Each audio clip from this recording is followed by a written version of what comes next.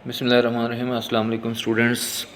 आज हम जो टॉपिक डिस्कस करेंगे, आज का जो हमारा लेक्चर है वो है एंडोप्लाज्मिक रेटिकुलम। एंडोप्लाज्मिक रेटिकुलम जो है इसकी हम लोग डिफ़ाइन को डिस्कस करेंगे, उसके बाद इसकी टाइप्स हैं और इसके फंक्शन हैं। बहुत ही इम्पोर्टेंट जो है ये लॉन्ग क्वेश्चन है, इसमें से शॉर्ट क्वेश्चन भी बनते हैं और लॉन्ग क्वेश्चन भी इसमें से बनते हैं। ठीक है, तो इस दफ़ा का जो 22 लाहौर बोर्ड जो है, लाहौर बोर्ड, उसके अंदर ये लॉन्ग क्वेश्चन आ चुका है इंटरमीडिएट एफएससी पार्ट 1 बायोलॉजी के एग्ज़ाम के अंदर। ठीक है, तो अगर हम बात करते हैं एंडोप्लाज्मिक रेटिकुलम की, तो बेसिकली एंडोप्लाज्मिक रेटिकुलम जो है वो एक, ये वाली इसकी डिफ़ाइन है, नेटवर्क ऑफ चैनल्स है extended throughout the cytoplasm from nuclear membrane to plasma membrane. Plasma membrane से लेकर न्यूक्लियर मेम्ब्रेन से लेकर प्लाज्मा मेम्ब्रेन तक जो एक जाल है, फैला हुआ नेटवर्क होता है, तो उसे हम बोलते हैं कि ये एंडोप्लाज्मिक रेटिकुलम है। ठीक है, इसकी अगर हम बात करते हैं, extended throughout the cytoplasm, पूरे साइटोप्लाज्म में फैला होता है ये network. Visible under electron microscope, ये इलेक्ट्रॉन माइक्रोस्कोप से देखा जा सकता है। Often continuous with the plasma membrane, ये प्लाज्मा मेम्ब्रेन तक फैला होता है in contact with the nuclear membrane, nuclear membrane से लेकर। यहाँ पे मैं एक जो है वो सेल ड्रा करता हूँ, उसमें आप लोगों को ये शो करने की कोशिश करता हूँ। ये हमारे पास सेल है, ये सेल है। ठीक है, ये इसका न्यूक्लियस है और यहाँ से लेकर, ये न्यूक्लियर मेम्ब्रेन से लेकर यहाँ प्लाज्मा मेम्ब्रेन तक ये जाल फैला होता है। ये इसको हम बोलते हैं एंडोप्लाज्मिक रेटिकुलम। यहाँ पे आपको डायग्राम मैं दिखाता हूँ, ये आप लोग डायग्राम देख सकते हैं।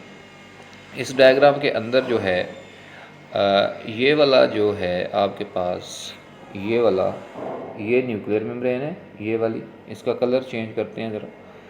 ये न्यूक्लियर मेम्ब्रेन है, ये वाली न्यूक्लियस की, ये न्यूक्लियस है, ये इसकी न्यूक्लियर मेम्ब्रेन है। और ये जो आप लोगों को ब्लू कलर का सारा नेटवर्क नज़र आ रहा है, ये देखिए यहाँ तक फैला हुआ है, इसको हम बोलते हैं ये एंडोप्लाज्मिक रेटिकुलम है, ये वाले जो है। ठीक है, ये एंडोप्लाज्मिक रेटिकुलम है। तो इस तरह से ये पूरे के पूरे जो सेल के अंदर जो है साइटोप्लाज्म में फैला हुआ होता है। इसके बाद अगर हम बात करते हैं made up of membranes called cisternae, असल में ये जो है ना कुछ इस तरह की मेम्ब्रेन्स होती हैं, इस तरह की मेम्ब्रेन थैलियाँ होती हैं, थैला नुमा साख्तें होती हैं, इनको हम बोलते हैं सिस्टर्नी। ये वाली जो आपको मेम्ब्रेन नज़र आ रही हैं, ये इस तरह से बनी हुई होती हैं, इनको हम लोग सिस्टर्नी बोलते हैं। ठीक है, और स्फेरिकल आर ट्यूबुलर, ये ट्यूबुलर भी हो सकती हैं और ये स्फेरिकल भी हो सकती हैं सिस्टर्नी। मैं एक दफ़ा दोबारा बनाता हूँ। ये आपके पास जो है सिस्टर्नी है, इस तरह के थैलानुमा साख्तें होती हैं, इस तरह की काफ़ी थैलानुमा साख्तें जब मिलती जाती हैं तो एक नेटवर्क सा बनता है जिसको हम लोग एंडोप्लाज्मिक रेटिकुलम बोलते हैं। वेरिएबल इन अपीयरेंस है, देखने में ये मुख्तलिफ नज़र आते हैं। ठीक है, material separated from cytoplasm, cytoplasm के अंदर जो मटेरियल होता है वो इन सिस्टर्नी की वजह से ही सेपरेट हुआ होता है। उसके बाद नेक्स्ट हम चलें तो एंडोप्लाज्मिक रेटिकुलम की बात करते हैं अगर, तो आपके पास जो एंडोप्लाज्मिक रेटिकुलम है इसकी मॉर्फोलॉजी हम देखते हैं। मॉर्फोलॉजी का मतलब है कि ये शक्ल सूरत में कैसे होते हैं, देखने में किस तरह के नज़र आते हैं। मॉर्फोलॉजी के लिहाज से ये, इसकी 2 टाइप्स होती हैं, एक रफ़ एंडोप्लाज्मिक रेटिकुलम है और एक है स्मूथ एंडोप्लाज्मिक रेटिकुलम। अगर हम बात करते हैं रफ़ एंडोप्लाज्मिक रेटिकुलम की, तो जो रफ़ एंडोप्लाज्मिक रेटिकुलम है आपके पास, इनका काम क्या होता है। पहले तो बात है कि इनको रफ़ बोलते क्यों हैं, ये क्यों रफ़ एंडोप्लाज्मिक रेटिकुलम है। असल में इनके ऊपर जो है ये राइबोसोम्स लगे हुए हैं, ये आप लोग डायग्राम देख रहे हैं, इसके ऊपर अगर आप इसको गौर से देखें तो इस डायग्राम के ऊपर आप लोगों को ये वाले मैं इसको सर्कल करता हूँ। जो आपके पास ये वाले नज़र आ रहे हैं आप लोगों को रेड कलर के, ये रफ एंडोप्लाज्मिक रेटिकुलम है, और ये वाले जो हैं ये स्मूथ एंडोप्लाज्मिक रेटिकुलम है। जो अभी हम लोग बात कर रहे थे सिस्टर्नी की, तो ये वाली जो थैलियाँ बनी हुई हैं, ये वाली जो थैलियाँ बनी हुई हैं, दीज आर कॉल्ड सिस्टर्नी, ठीक है। और अब जो आपके पास ये नज़र आ रहे हैं आपको, इसके ऊपर डॉट से लगे हुए हैं, दीज आर राइबोसोम्स। तो इनको हम लोग बोलते हैं रफ एंडोप्लाज्मिक रेटिकुलम, इनको शॉर्ट करके RER भी लिखा जाता है, रफ एंडोप्लाज्मिक रेटिकुलम। और जो आपको ये नज़र आ रहे हैं, these are smooth endoplasmic reticulum, इनके ऊपर राइबोसोम्स नहीं होते, इनको शॉर्ट करके SER भी लिखा जाता है, स्मूथ एंडोप्लाज्मिक रेटिकुलम। तो एक टाइप ये होगी रफ एंडोप्लाज्मिक रेटिकुलम, और एक होगी ये स्मूथ। रफ़ और स्मूथ में फ़र्क क्या होता है? जो रफ़ है उसके ऊपर राइबोसोम्स होते हैं, ठीक है, ये वाले ये लगे हुए, और जो स्मूथ होते हैं उसके ऊपर राइबोसोम मौजूद नहीं होते। तो ये इनके दोनों का मॉर्फोलॉजिकल जो है डिफरेंस है इनमें। उसके बाद अगर हम रफ एंडोप्लाज्मिक रेटिकुलम की बात करते हैं, तो इनका फंक्शन जो है synthesis of proteins, attached ribosome होते हैं इनके साथ, और storage and export of protein. तो ये इसके जो है वो फंक्शन है, प्रोटीन की सिंथेसिस करते हैं, प्रोटीन को स्टोर भी करते हैं और इसको एक्सपोर्ट भी करते हैं सेल के अंदर जहाँ पे इसकी ज़रूरत होती है। नेक्स्ट हमारे पास जो है वो है स्मूथ एंडोप्लाज्मिक रेटिकुलम।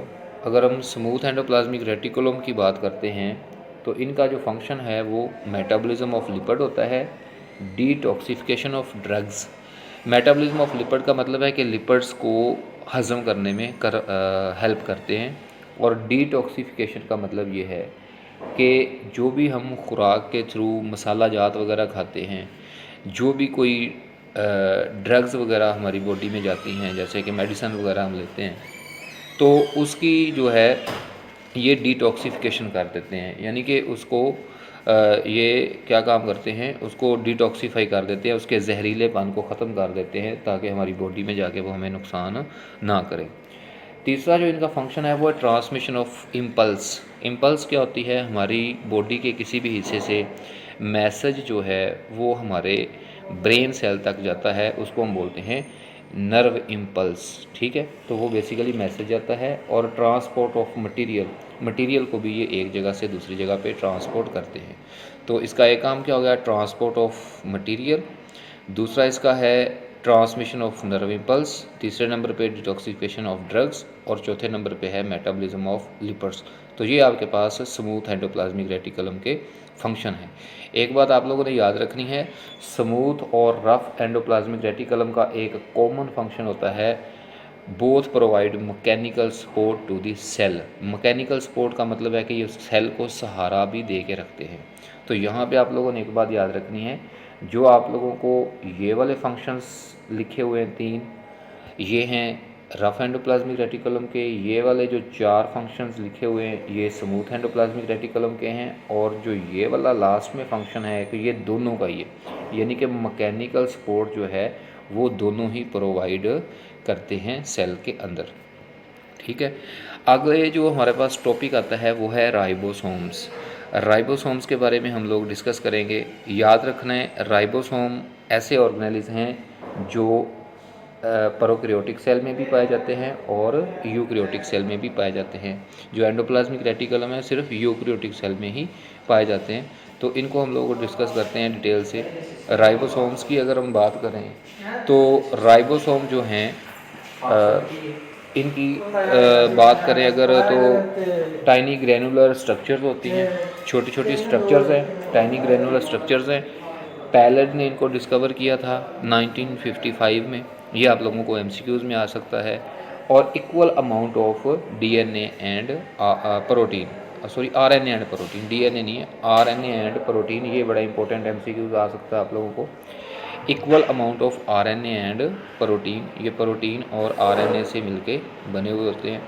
उसके बाद नेक्स्ट अगर हम बात करते हैं, तो ये राइबो न्यूक्लियोप्रोटीन पार्टिकल्स हैं। राइबोसोमल RNA होता है इनमें। इसकी 2 फॉर्म्स होती हैं, या तो dispersed freely in the cytoplasm, जो राइबोसोम्स हैं या तो साइटोप्लाज्म में फ्रीली डिस्पर्स्ड होते हैं, या फिर ये रफ एंडोप्लाज्मिक रेटिकुलम के साथ अटैच हुए होते हैं। ठीक है, अभी हमने पिछले टॉपिक में पढ़ा था कि अगर ये जो साइटोप्लाज्म के अंदर फ्रीली भी फिर रहे होते हैं, ठीक है, राइबोसोम जो होते हैं, और ये अटैच भी हो सकते हैं एंडोप्लाज्मिक रेटिकुलम के साथ। उसके बाद ये आपके पास जो डायग्राम है इसमें आप लोगों को जो दिखाया गया है ये वाला एक राइबोसोम है, इसकी मज़ीद डायग्राम आगे आती है तो हम उसमें डिस्कस करते हैं। राइबोसोम जो है बेसिकली इसके 2 सब यूनिट्स होते हैं।